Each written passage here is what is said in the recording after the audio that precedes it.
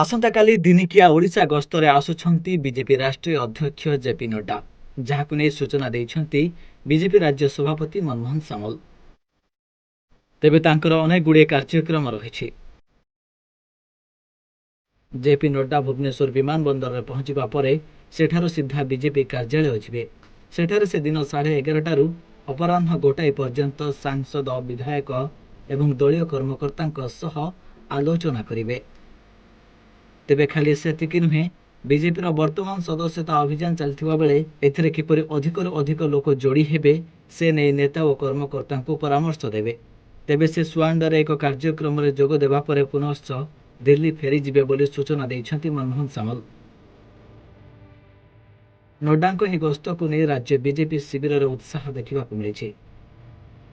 ରାଜନୈତିକ ଦୃଷ୍ଟିରୁ ବର୍ତ୍ତମାନ ରାଜ୍ୟ ସରକାର ଭରତପୁର ଥାନା ଘଟଣା ପାଇଁ ଘେରି ହୋଇ ପଡ଼ିଥିବା ବେଳେ ନଡ୍ଡାଙ୍କ ଗସ୍ତକୁ ଗୁରୁତ୍ୱର ସହ ଦେଖାଯାଉଛି। ବ୍ୟୁରୋ ରିପୋର୍ଟ, ସୂଚନା ଟିଭି।